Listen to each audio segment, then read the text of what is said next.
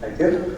So I'll talk about transforming healthcare through artificial intelligence. So while I am a representative of Google, I'll just start with a disclaimer that this presentation reflects primarily my views and not those of Google.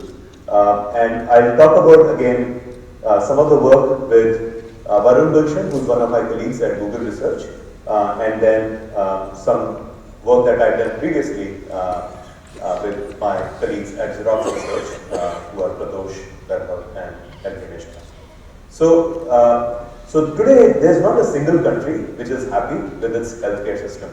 The US sometimes prides itself on having the most advanced healthcare system, but in some ways it's also quite broken. It's the most expensive healthcare system in the world in terms of the per capita consumption expenditure on healthcare. And there are other countries like UK which have, again, much lower cost per person and actually better life expectancy, some other measures. But each and every country is trying to figure out how do we improve healthcare with lower cost. Now there's only one country on this list, right, which doesn't seem to have that big problem of high cost of per capita expense on healthcare, that's India. But that's because much of our country doesn't have a functioning healthcare system. So as we build up our healthcare system, it's both a challenge for us and an opportunity. We can't afford to take the path of the Western world. If the US can't afford its healthcare system, there's no way we can afford to take that path. But with all of these digital technologies, there's also an opportunity for us to leapfrog into the future, just like the mobile revolution in India. So people have talked about this on this upcoming transformation of healthcare, which today is a very provider-centric system. Right? We all, when we fall sick, today it's more of a sick care system. When we fall sick, we go to the doctor's office, and after being patient, we are told that yes, the doctor will see you now.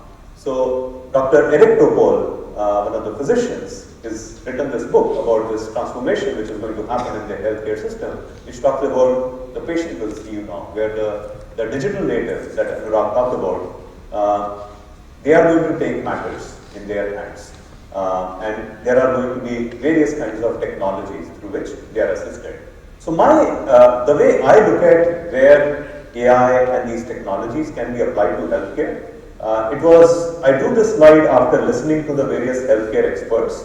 And what I realized was analogous to, this was more of a computer systems person's view, because I used to work on these compilers for computer systems, where we used to worry about this memory hierarchy, try to have as much data accessed out of registers, otherwise level 1 cache, level 2 cache, and so on, for main memory. Then I realized the healthcare system is also built in these tiers. There's this most expensive tier, which is the ICU, where it would cost you a lot of money to spend that night. Two earlier tiers, the secondary, the tertiary and the secondary healthcare center, the primary healthcare center, and so on. And the more you can shift it to the earlier tiers, right? So ICU is a very expensive place to treat a patient, but there's also something even more expensive, which is, I mean, you're trying to save lives. So ideally, you want to prevent the person from dying, going to the next tier, which is the graveyard. But if you can take care of the patient before they are entering the ICU, while they are admitted into the hospital, ideally you want to take care of them, and then the same reasoning follows even earlier. If you can take care of people when they're at the primary healthcare center, and in the Indian context, many of these primary healthcare centers don't even have a medical doctor staffing them. There are more of these healthcare workers. So if you can give them powerful tools for triage and help take care of most of these people there, to an even earlier tier, which is home and work. And again, my view is that the real action in healthcare in the future is going to be outside the hospitals, when we are living our normal lives at home and at work. So I'll give you some examples of where AI can make a difference in terms of trying to predict complications before they happen and helping take proactive action, because that leads to both better outcomes as well as lower cost. So one example that was done, this was work done at Xerox earlier, was in an ICU setting. Could you predict certain complications? And there was, again, a particular challenge in the computer science community of predicting acute hypotensive episode, which is essentially a period of sustained low blood pressure, and it's often a precursor to other serious conditions, sepsis, heart attack, and death, and so on. So, our team essentially posed it as a simple data science problem, that can you just take these blood pressure measurements and do this prediction. And again, in AI terminology, this is referred to as a classification task. You're trying to classify, is this patient in this category of AHE patient, who will have that acute hypotensive episode, or non-HE, who will not have that episode. And again, a lot of this is done using statistical techniques. So if you have already data on patients who have had AHE and who did not have AHE, and you have all these blood pressure measurements, you look at these mean and standard deviation of blood pressure measurements of those patients, right? So if let's say mu1 and sigma1 were the mean and standard deviation of those patients who had AHE, and likewise mu2 and sigma2 were the mean and standard deviations of blood pressure readings of patients who did not have AHE, we boiled it down to this, again, using a standard technique called SVM, and then we had a twist on that where there were two boundaries that we established, where if the blood pressure readings were above mu2 minus kappa sigma2, where kappa is a constant, that is a parameter that you are solving for, then you predict this patient will not have AHE. If the reading is lower than mu1 plus kappa sigma1, then you predict this patient will have AHE, and otherwise you put them in this uncertainty region and you look for who's the closest to them. And again, I mean, this is just one example of a technique. More recently, so this was work done way back in 5 years. More recently, if you look at a lot of these complication predictions in ICU and so on settings, people have applied a lot of these deep learning methods, which are ultimately trying to identify these patterns and then trying to automatically classify the patients in these different categories. So the same kind of work of prediction can be applied to different levels. So I'll talk very briefly about some work on home monitoring technologies that could finally enable us to be monitored at home and at work outside the hospital settings. Although we began with a study of inside the neonatal unit of a hospital, and there the initial goal was to, can you, in a non-contact manner, through a simple camera, can you capture a whole bunch of body vitals of the person. So I won't take you through all of the details. That essentially what you're doing is you're capturing a video of the patient, and through analysis of all of those signals, all of that data that you're getting, you're able to come up with these physiological signals, including things like heart rate, respiration rate, blood pressure, and so on. So I won't take you through these. I mean, I'll just, the very simple idea is that essentially even when for instance the heart beats, there is this cardiovascular pulse, and it induces very minute changes in the skin color, which are not visible to the naked eye. But these signals can be picked up now because of all this computational power that we have. These signals can be picked up, and these are extracted as these RPPG signals, and then you're able to process. You're able to, when you figure out the frequency of those signals, that gives you things like the heart rate and so on. So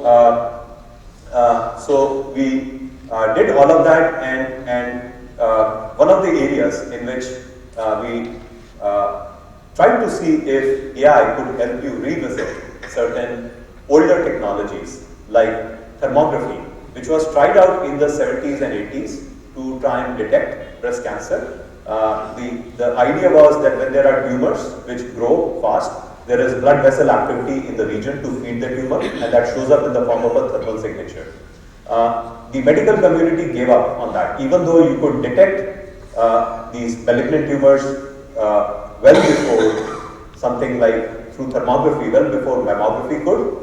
The medical community gave up on that because there were too many false positives.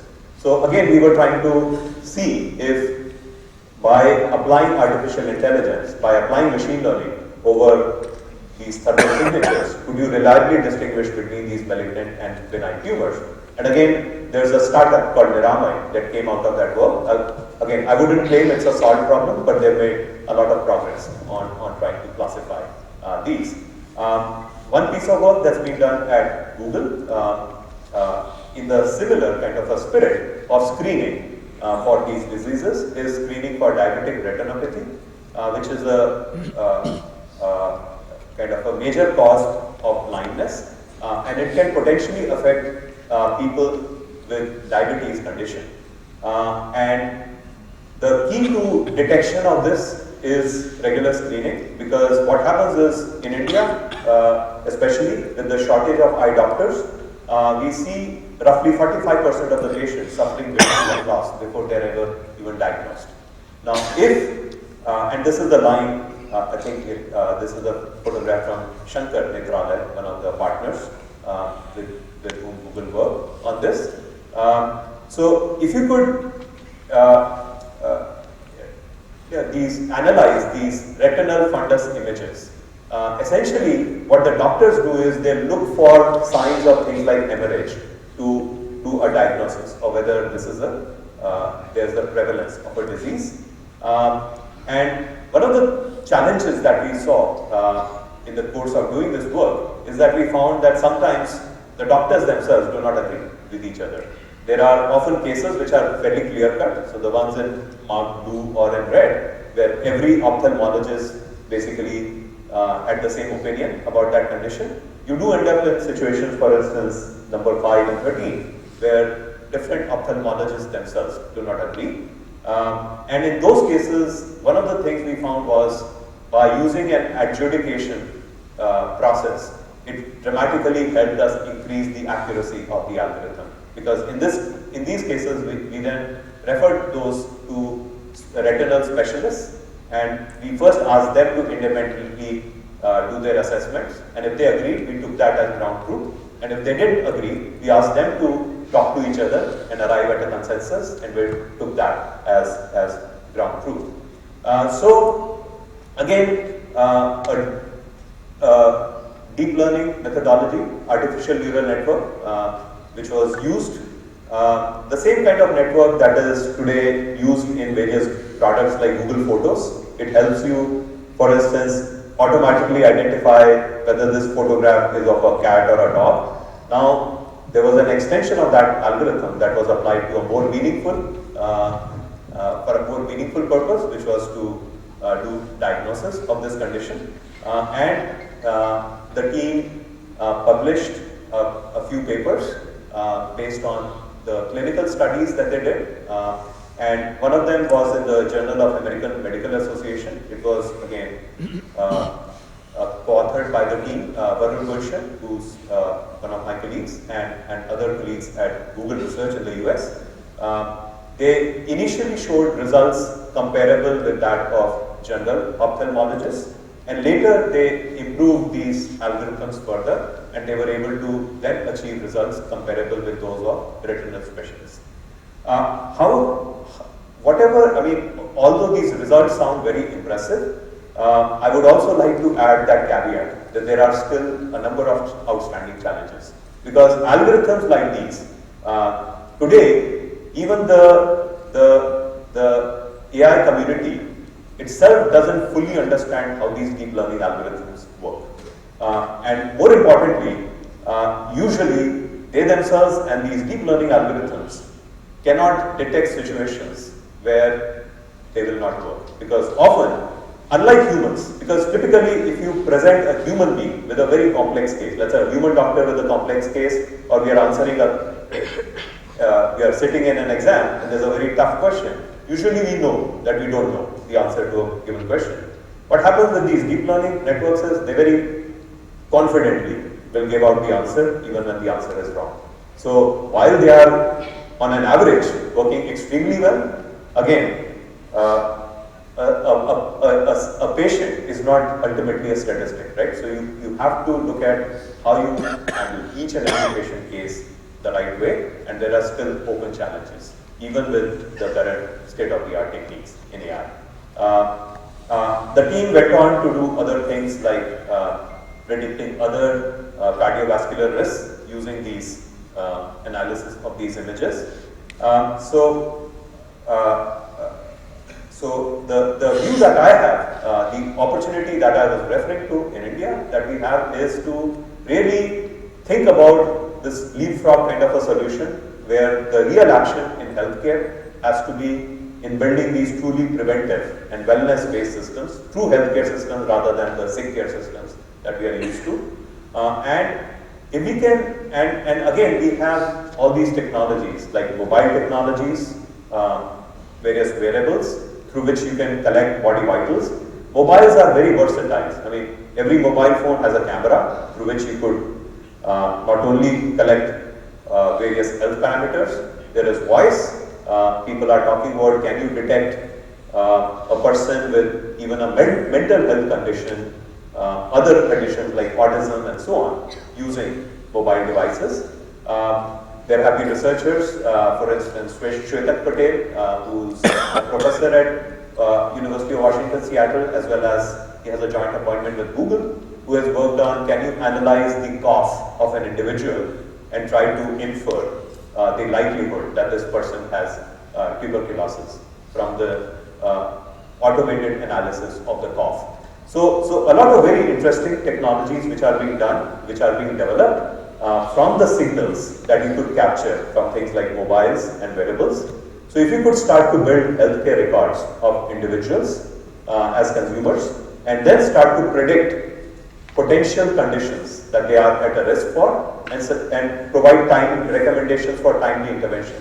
And many of these could be lifestyle changes, that you need to eat healthier, you need to exercise more and so on, which will delay the onset of a disease. But if you do have a medical condition that requires you to consult a physician, go and consult. Ideally, if it could be done driven by the consumer rather than the provider system, that could really transform the healthcare system. So we are thinking about starting some efforts where we start with perhaps conditions like diabetes or heart disease or perhaps some mental health related issues, and start to see, can we start to build systems that can infer the person's risk of those diseases and suggest these timely interventions. Ultimately, my belief is there's not a single company or an organization which can really, healthcare is a very, very vast space. So ultimately, there's a need for us to develop these platforms, these open platforms in which different providers like this startup that Anurag mentioned, Ada, they can plug in their solutions where they specialize on specific kinds of conditions and they have much better models for those and you can have these systems interoperating. So this is my last slide. The opportunities are enormous, but there are also huge challenges, technical challenges that need to be tackled before we begin to see these technologies actually working in the real world. So one challenge is that all of the healthcare data almost always is extremely noisy. It's both very heterogeneous. I mean, it could be different numbers, there could be vision, there could be audio signals and so on. And it's also very noisy. Often there are many of these traditional machine learning algorithms, AI algorithms, assume that you have this nicely sampled data. But in healthcare, often you find missing values. And the other interesting thing is sometimes these missing values themselves, there's a meaning behind why those values are missing, right? Because sometimes the reason those values are missing is because the patient is doing relatively well. So the doctors or the nurses did not feel the need to take such frequent measurements. So these algorithms have to handle this noisy data. Healthcare is a very, very sensitive area as well, where patients' privacy is extremely important. So there are technologies that are being developed, like differential privacy, federated learning that Anurag was talking about. Federated learning is the idea where you develop these solutions where things like, let's say, mobile devices, where the data never leaves the mobile device, because this is sensitive data. If the mobile is capturing a whole bunch of health parameters, for me, this is very, very sensitive data. I don't want that data ever leaving, ideally, the mobile device. So federated learning helps you achieve that, where the data itself is always analyzed locally, the raw data never leaves the device, but you are trying to learn from all of these different individuals. So these machine learning algorithms that are those models which are being built on individual devices, they themselves are being learned in a distributed manner, but in a manner that none of that centralized model can, in some sense, remember an individual. So the data, so the data about me as an individual must never be traceable in the sense of, from the model, somebody being able to infer what was really my condition. So these are the technologies that are being developed to enable privacy-preserving analysis. Another issue with healthcare data tends to be the class imbalance, which I say is a nice thing for us as humans, but a bad thing for machine learning. Let me explain what this class imbalance is. So class imbalance is when you're trying to predict, are you going to have that bad condition or not? So that bad condition could be, are you going to die? If you're in an ICU, are you going to die? Or are you going to have a heart attack? Are you going to have whatever, some other adverse condition? The nice thing for us as humans is, if you take any sample, if you take this auditorium and say, if you were trying to predict how many are going to have a heart attack in the next whatever month, thankfully the answer is very small number. Ideally 0, but a very small number. So that's a good thing for us as humans, that usually bad things happen very rarely. The bad thing for the challenge that it imposes for the machine learning, the AI people, is that now you have this, what you refer to as a severe class imbalance. The number of people in that bad class that you're trying to predict is much smaller than the number of people in the good class. So even if you have an algorithm which is 99% accurate, 99% sensitivity, 99% specificity, it sounds wonderful, that is very accurate. You find that the number of true false positives is much higher than the number of true positives. So even if you were wrong on 5% of the cases on a set of, let's say, 1,000 patients, you may mispredict 50 of healthy patients as going to have that condition, and that's much larger than the number of true positive cases, the number of real patients who are going to have that condition. So what ends up happening is, the machine learning, the AI system makes a prediction. The doctors see in practice this cry-wolf kind of a phenomenon, that the system is all the time flagging so many of these false positive cases that they stop paying attention to the prediction algorithm. So that's another. Robustness, I referred to that challenge earlier, that often deep learning systems will very confidently give out the wrong answer, as opposed to a human who would often say, look, this is a very complicated case, let me go and consult one of my peers. Deep learning systems, the AI systems don't do that very well. And there are challenges of explainability, especially with some of the modern technologies like deep learning systems, which are pretty much revolutionizing the field of AI, because the accuracy of these deep learning systems is far higher than the accuracy of some of the older technologies within AI, but these systems are just notoriously very hard to interpret. So we have huge number of challenges, but it's a very exciting time to be working at this intersection of artificial intelligence and something like healthcare, because we believe that the system is just waiting to be transformed by these technologies. So thank you.